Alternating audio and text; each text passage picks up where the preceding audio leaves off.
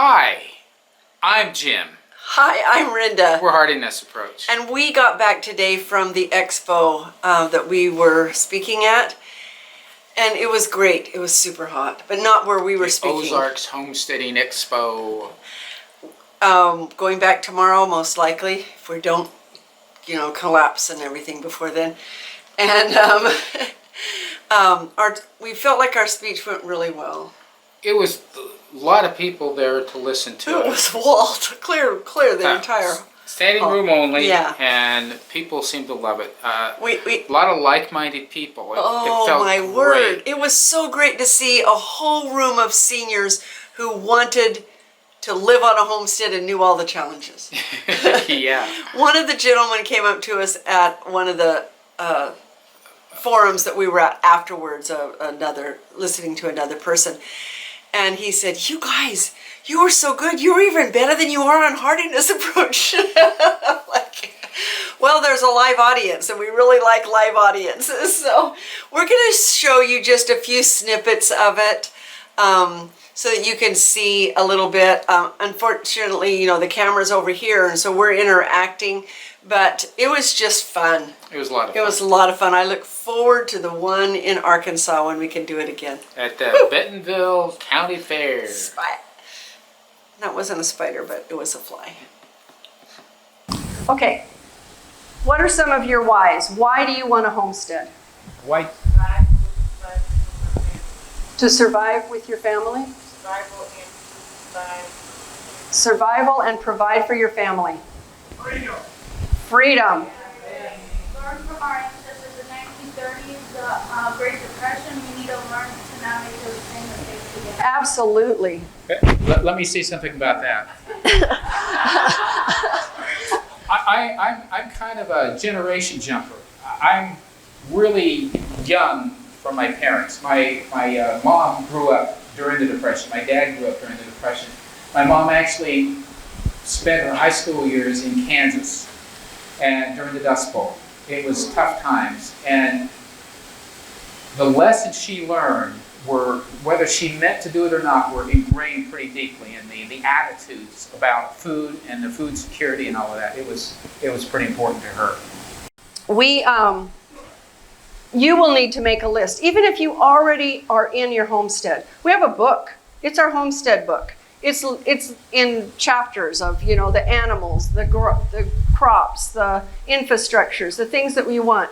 And we revise all the time. Okay, we're going to let go of that one. We're not doing that. Okay, let's add this one. And we had to look at the different areas that are important. We suggest that you do that. Talk together and figure out what is important, because you can't have everything. And I'd like to say something right now and get it out on the table. Let's get this "we're old" bit out of the way, because it's just a stupid number, and it doesn't have anything to do with, what life is for us. And don't let anybody tell you it is, because it isn't. It's us.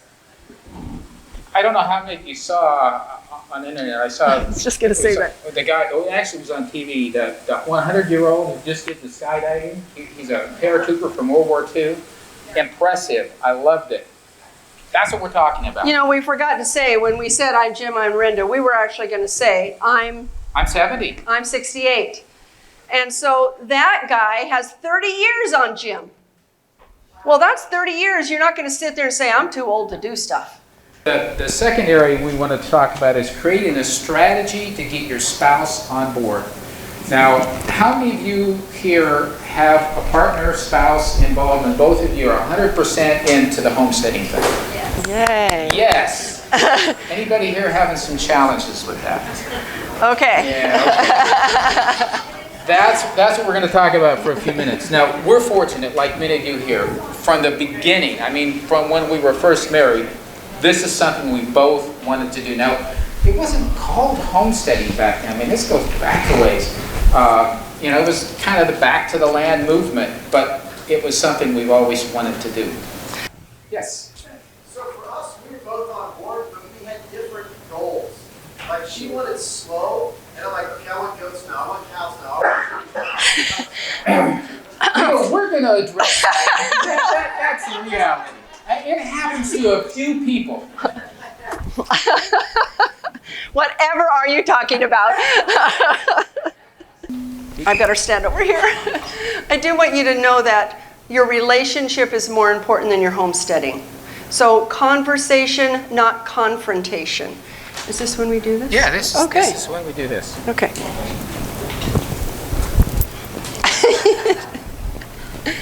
So one technique we have, we call knee to knee. I hope you all can see this. We're both in chairs. We're touching knees. When one of us has something we feel we need to talk about to get worked out, goals that are different, whatever it might be, we have a knee to knee. And one of the rules is that you can't leave. You got to stick right there. You've got to talk back and forth. You've got to share without any repercussions. So there's no judgment. There's a total sharing of what you want. And if whoever calls the meeting, the other one has to take it serious. Stop what they're doing, go sit down and say, whoa, this is a knee to knee. This is important. So try that in your relationship. I mean, don't wear it out, right? Use it on the important things, but it works really well. One of the things that we do for our chickens, and you know, if you can move them often, then it keeps them safer. That's one reason that you don't always want a permanent structure. But we do deep bedding. Who here knows who Joel Salatin is? Okay. Yes, like-minded people. I love it when I go to somebody and they're like, who? Like, come and look at this. We drop what we're doing if at all possible and come and look, because it's a fleeting sunset or a sunrise or an animal. And if you don't take time out to enjoy why you're out there, then you're missing it. So don't forget to enjoy why you're there. All right, so we've got everything summarized in 10 steps here, and then we'll have a little bit of time for questions. Number 1 is to make a list of what is most important to you for getting or improving your homestead. And this is, if you want to give us your email, we will send you this list. Set knee to knee with your partner and listen with all of your heart and find out how to best do what you want about your homestead. Set some homestead goals, not property purchasing goals, but goals that have to do with what you will do on your homestead. Based on your homesteading goals, make a list of topics that you need to learn and that you will need to get a better understanding of. How many of you are constantly learning? I mean, this is like the best school ever, because you get to learn all new things. Number 5, after learning about the realities of your goals, revise them according to what you really can do. Like, maybe you can't ever have a pond, or maybe you can't ever have a cow. Maybe you just have to look at that reality and say, we're going to do something else. Number 6, with your goals properly revised, start your property search, or if you're not searching, and find one that matches your goals and your abilities. If you find one, nowadays, you better buy it immediately, because if you think about it for a day, it's gone. And my condolences to anybody that is looking for property right now. It's just so hard right now. We have several friends who are trying to find them, and it's just unbelievably different than 3.5 years ago when we found ours. We came in on a day where God led us to the place. We put money down, we walked out of town, and we moved in a little while later. It was so easy. Are we on 8? 7. Once your property is purchased, revisit your goals and revise them as necessary.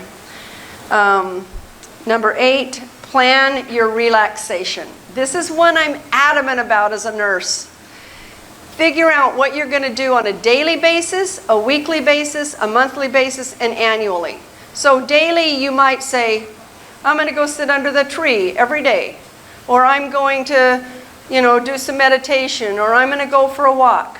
Weekly, you're going to do something a little bit bigger. Monthly, it might be a day trip. Annually, it's a vacation. But plan those things in for your mental health. Super important. Or guess what? You'll burn out. You got to take care of yourself. And number 9 is create a community. Determine what will work for you and build it.